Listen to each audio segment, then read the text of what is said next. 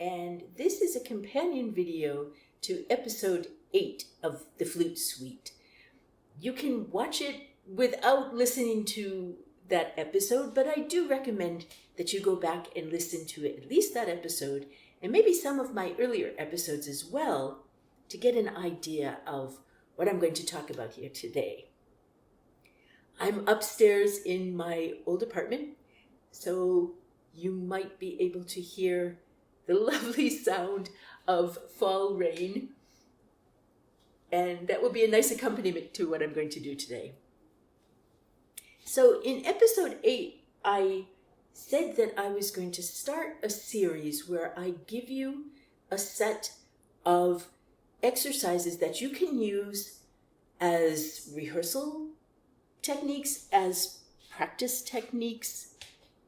You can use it with your students, and you can also develop these exercises into an actual improvisation that can be performed.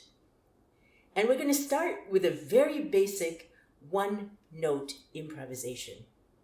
Now, I talk a little bit in the video how I often use this at the beginning of my students' lesson as a warm-up. And when I do that, I start from movement. Now, unfortunately, I don't yet have a great setup up here, so you can't see my feet. So you're just going to have to listen and take my word for it. But I start by having my students just walk back and forth in place. I find this is a good way to get some movement into my lessons in the beginning of the lessons without it getting out of control if I have a young student, for example, or having to go into a lot of detail about how my teenagers walk, because that can be difficult as well. And I found that this exercise is great to use with students of all ages, and it can easily help them to get a sense of how their body is working and where they can find space. Also, where you can find space when you're practicing. So, rock back and forth on your feet. As you can tell, I'm coming up on my toes, and then I'm rocking back to my heel. I might do that a couple times. And also come to the inside of your feet and roll out to the outside of your feet. And if you're like me and your feet are a little bit difficult at times, you might hear cracks and pops. But it's a good way to sort of feel how your feet are grounded, to feel a connection with the floor that you're standing on. And as you see, I'm walking a little bit just in place, back and forth on both feet, until I find a comfortable position. Now also remember that as flutists, I like to talk about the flute as being a third leg. So you probably know that it's a good idea to stand at a slight angle with your left foot a little bit forward so that we make a triangle with the flute between our 3 legs.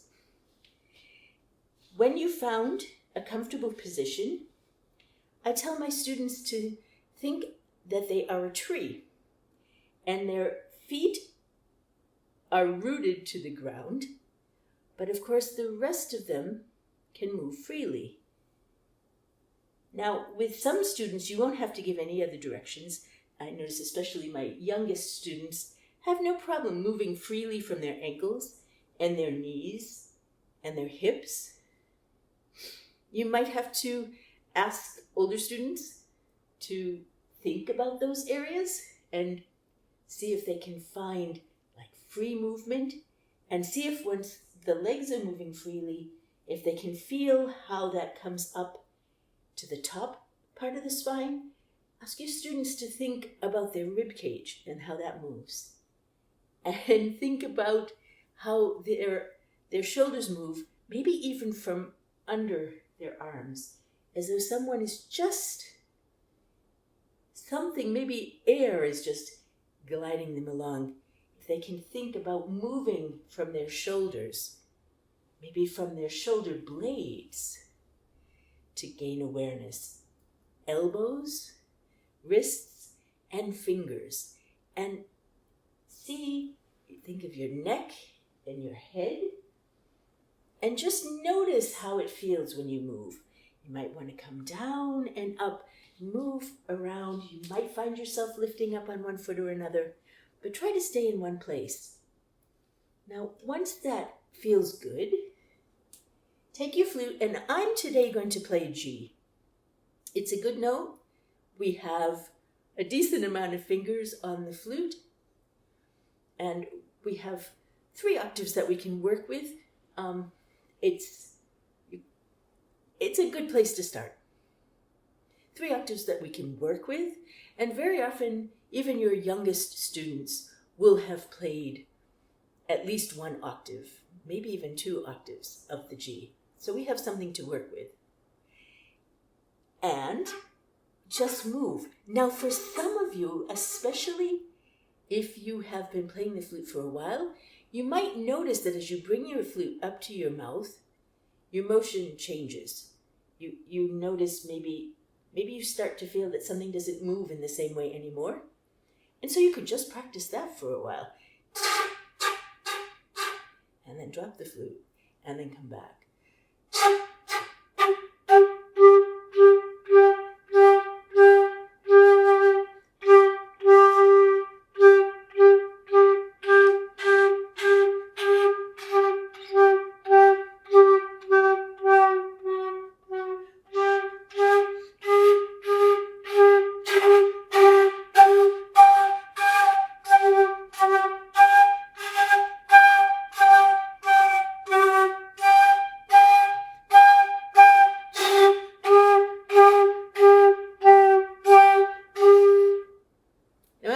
Exaggerating here, but I'm doing it on purpose. The idea, especially at this point, is not to create what you might think is the most beautiful flute sound in the world. The idea is to move and play and try all different kinds of things. You're going to hear sounds that you might not like. Listen to them, enjoy them. And then as you start to work that way, start to make the movements smaller. But be careful that it doesn't freeze up, that you still have that movement in the body, even though it's smaller. Someone once described it as the difference between holding a book in your hand and having a butterfly land on the book, which you probably won't feel, and holding a piece of paper in your hand and having that same butterfly land on the piece of paper, which you probably will notice. Now, in the same way, when you make smaller movements, you might actually notice more about where you might not have the freedom that you think you do, and where you might be able to find space. Hopefully, it also feels really, really good. And that's the most important thing for me. I try to check into how it feels when I move, and especially as I play. So now we're going to continue with 1 note, smaller movements. And again, I am not looking to create a beautiful long flute tone.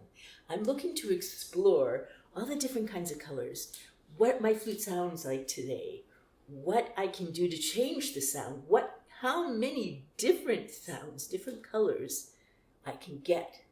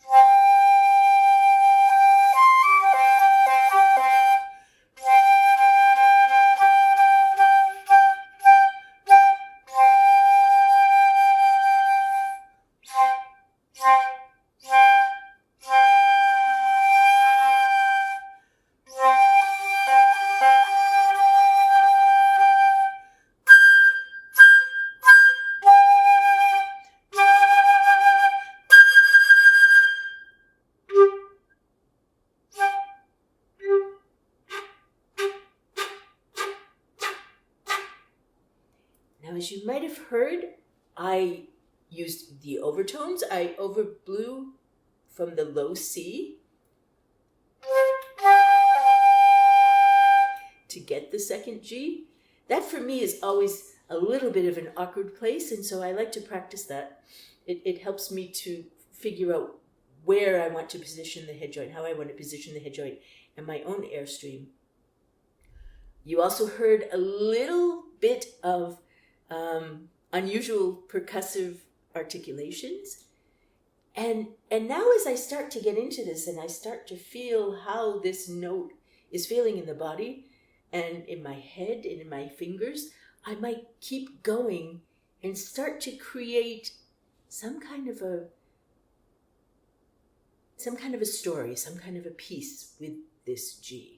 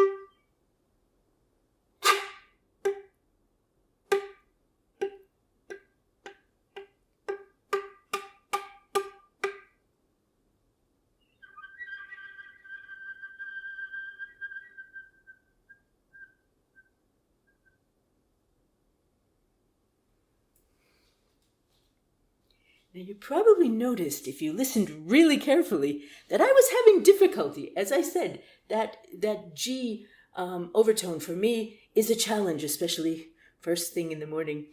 Or it's not first thing in the morning, but I've been moving slowly this morning, doing other things before I got to practice. So I played around with it a little bit, and there were some mistakes. You heard some C's in there, overblown C's and otherwise. But what this does is allows you to explore those things. If something doesn't work the way you think it does, try to see if you can incorporate it into the musical idea that you're trying to create. I hope this gives you a little idea of what I'm talking about with this exercise And I honestly hope that you'll join in. Create your own little improvisation on one note. It can be on any note. You can choose whatever note you want. You can try all kinds of different things. Share it with us. You can share it here, share it on Instagram, or join the Flute Suite Facebook group where you can share it in a private community if you don't feel like putting it out to the rest of the world. Share it with the hashtag TFS improvisation #1, and we can all find each other that way and support each other. And as I say in the episode, remember that no matter how you approach this exercise, as long as you approach it with an open, curious mind, as long as you listen and are aware and react to what you're doing, I guarantee you will notice a difference in your playing. Now you can go on after this warm-up type of thing. You can go on to do more traditional warm-ups. You can go on to play a piece and then come back to another tone exercise or other kind of warm-up. But this is one way where you can bring movement, awareness, and curiosity through improvisation into your daily practice. I hope you enjoy it. Send me a message and let me know how it goes.